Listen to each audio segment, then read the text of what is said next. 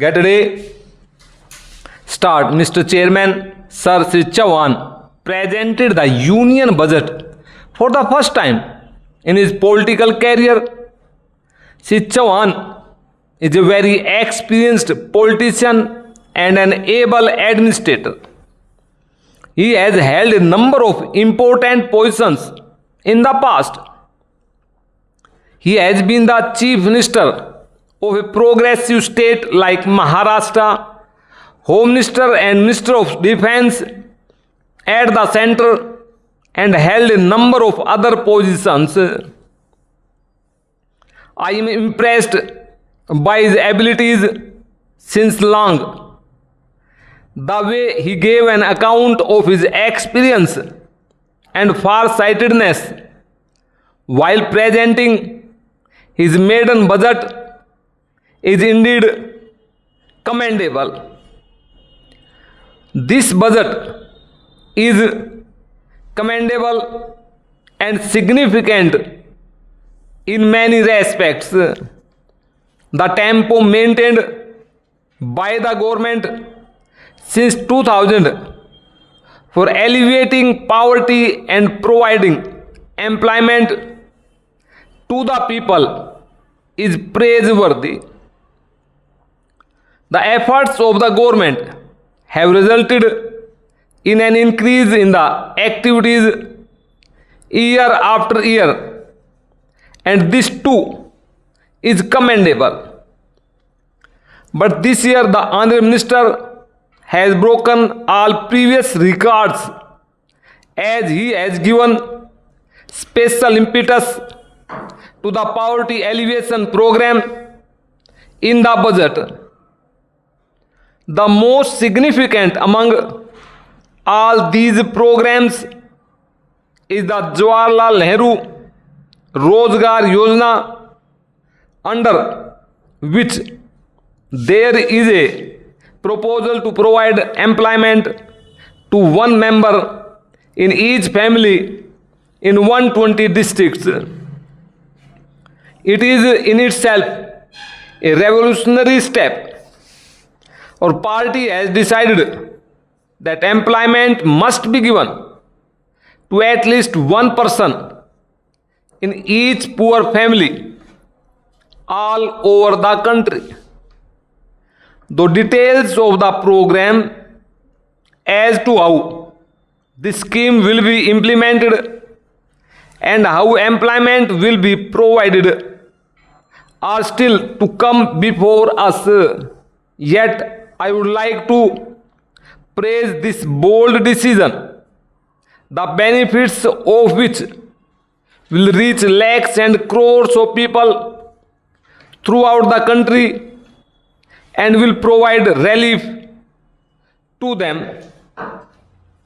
A number of concessions have been given to poor people in this budget with a view to providing them relief, but at the same time it gave a setback to the middle class. So far as I can understand, the budget will in no way affect the rich people.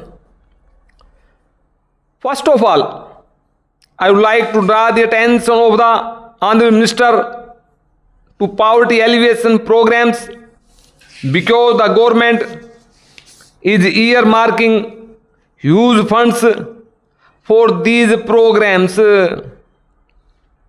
Now it becomes the duty of the central government to see that the money reaches the people properly. It is not today only but for years that the honorable members have been expressing the view that the beneficiaries do not receive the full amount of money that is earmarked for them. There could have been some difference of opinion had even 25% of the funds reached the people. But it is an acknowledged fact that the government, even the Prime Minister, has admitted that the money released from the center under poverty alleviation programs or employment programs does not reach the people.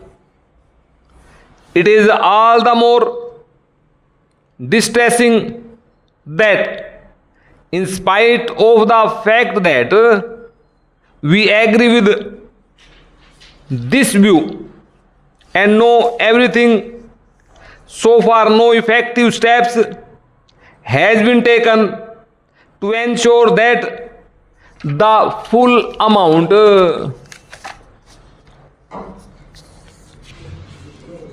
reaches the people. Only 2 agencies are involved in this work.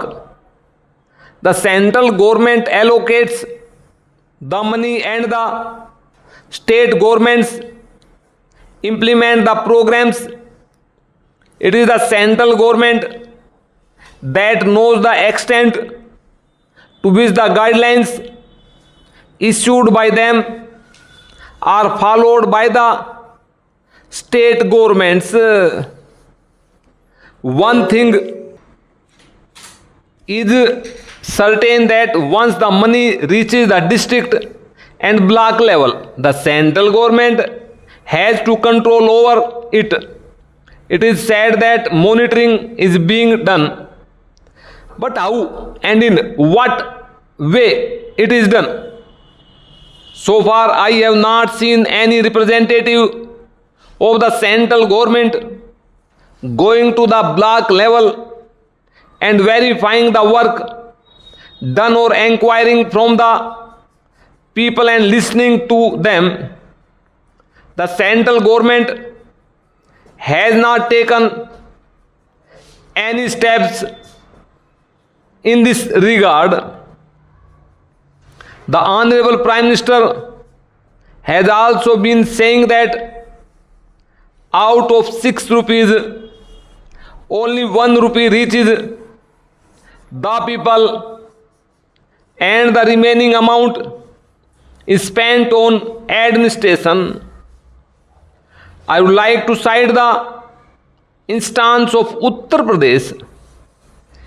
In this state, there is a district development officer in each district to look after the development works.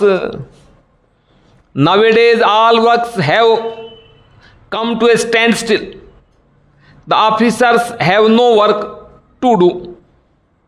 The District Rural Development Agency, a parallel agency, has its parallel office and parallel staff, but the agencies of the state government are silent. Nobody knows what they are doing except attending to routine administrative work. Most of the state governments do not undertake any development work out of their own resources. Construction of roads in rural areas is the primary work of the state governments, but no state government is utilizing its resources on construction of roads in rural areas. They are undertaking this work with the funds received from the central government. Salaries are being paid and expenditure is being incurred. But the department of the state government is staying idle with no work. Is it not possible for the concerned department of the state government to undertake this work?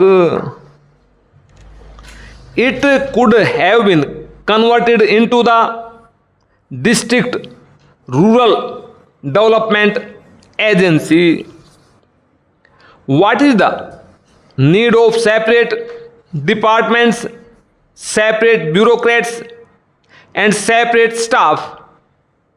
The entire funds are being spent on the maintenance of staff. Honorable Minister of Finance might be aware that the state governments do not want to mobilize resources. They are not imposing any fresh taxes. We come to know from newspapers and AIR and TV news that such and such state passed a tax free budget. Today no state is prepared to impose any tax. They want to undertake all the works with the funds received from the center. Every state, whether it is the Congress ruled or non-Congress ruled, alleges that the central government is discriminating against it. It has become a tendency with the state governments not to levy any taxes. They want to depend entirely on funds given by the center. All the state governments, whether it is the Congress or the non-Congress government, want to avail of the credit facility.